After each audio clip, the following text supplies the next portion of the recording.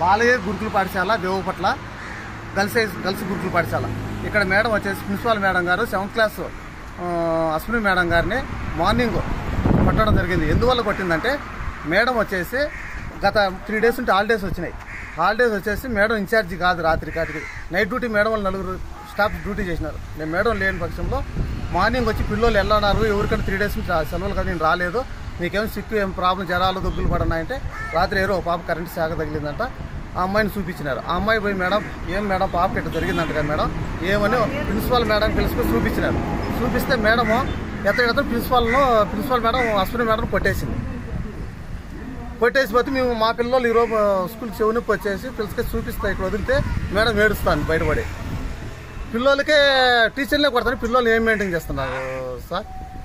ఇప్పుడు మా మేడం వాళ్ళు ఇప్పుడు అంతా బయట వాళ్ళు మేడం వాళ్ళ భర్త వాళ్ళ పేరెంట్స్ అందరూ వచ్చేసినారు మేడం సార్ ఇక్కడికి. మాట్లాడినాం సార్ ఇప్పుడు అందరం. అప్పుడు లేవు సార్, నైట్ పొద్దున్న మార్నింగ్ 8:30కే కొట్టినారంట, పిలిచి కొట్టినారంట. 7th class Ashwini madam. Night madam లేదు సార్ డ్యూటీలో, నైట్ డ్యూటీ లేదు. మార్నింగ్ వచ్చేసి చిక్కు ఏమైనా ప్రాబ్లం ఉన్నా అని క్లాస్కి వెళ్ళి అందరిని అడిగింది 7th క్లాస్ వాళ్ళు. మేడం రాత్రి అమ్మాయి కరెంట్ శాఖ తగిలి చేయి ఇట్లా అయ్యింది ఏమంటే ఆ అమ్మాయి వచ్చి మేడం వచ్చేసి ఆ పాపను తీసుకుని ప్రిన్సిపాల్ మేడం దగ్గరికి పిలుచుకొని పోయింది. మేడం రాత్రి ఏదో ఇబ్బంది జరిగిందంట కదా మేడం చూడండి మేడం అని అడిగింది. అడిగితే మీరు ఏం చేస్తున్నారనేసి మేడం కొట్టేసి 7th క్లాస్ వస్తుంది మేడం. ఆ మేడం ఏడుచుకుంటా నేనేం తప్పు చేసినాను, నేను డ్యూటీలు లేను కదా రాత్రి, నన్ను ఎందువల్ల కొట్టాలని ఆ మేడం ఏడుచుకుంటే వాళ్ళ భర్తకు ఫోన్ చేసింది. వాళ్ళ భర్త లాయరు, వాళ్ళ ఫాదర్ కూడా లాయరు, వాళ్ళందరూ ఇట్లా వచ్చిన్నారు. అట విధంగా జరిగింది సార్ రాత్రి పొద్దున్నది. పేరు నారాయణ సార్, మా పాప పేరు ధనేశ్వరి, 7th క్లాస్ పుట్ట దగ్గర 2-3 కిలోమీటర్లో. ఆదివారం నా పొద్దు పాపకు వచ్చి చెవును వస్తుంది నేను ఫోన్ చేసినారు. ఇక్కడ నేను బాగా పెడితే తోట వేసుకున్నాను సార్ టమాటా, అక్కడ వలస వెళ్ళిపోయినాం. అక్కడ ఫోన్ చేసి 6 గంటకి ఇక్కడ వచ్చిన గురుకుల పాఠశాలకు.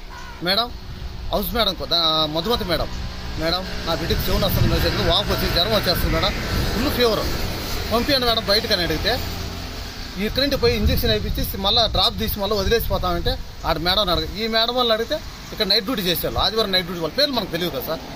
ఒకరి మీద ఒకరు పెట్టుకుంటాం, మాకు రెస్పాన్స్ కావడం లేదు.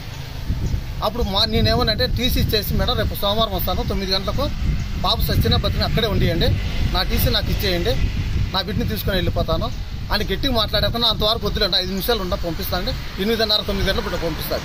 ఏమంటే నాకు 2 కిలోమీటర్ దగ్గర కాబట్టి నేను ఉన్నాను, బయట ఒక 60 కిలోమీటర్లు 50 కిలోమీటర్లో వాళ్ళ పరిస్థితి ఏం సార్. బిడ్డలకు కన్ను చెవు బాగుంటే కదా వాళ్ళు చూసే వినేదానికి, లేనప్పుడు ఏమో ఇబ్బందులు. మీరేం చూస్తున్నారు ఇక్కడ?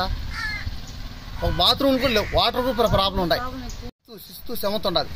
ఏషియన్ మధుమతి మేడం అడిగితే రెస్పాన్స్ కాకుండా ఈ అశ్విని మేడం చిన్న విషయానికైనా కానీ ఆ మేడంతో పట్లాడద్దన్నా అడగద్దన్నా నేను ఉండగానే పంపిస్తాన్నా, నీకు ఎందుకన్నా పాప బాగా జరుగుతుంది బాగా చూసుకుంటాన్నా అని అంత బాగుండే. ఆమె ఇప్పుడు ఏరో పిల్లలు పేరెంట్స్ వచ్చి వాళ్ళు ఏడుస్తున్నారు, మేడం మీరు మంచి వాళ్ళు మేడం మేము మంచిదని అందరూ చెప్తున్నారంటే వాళ్ళు కూడా ఇదే బాధపడుకుంటున్నారు.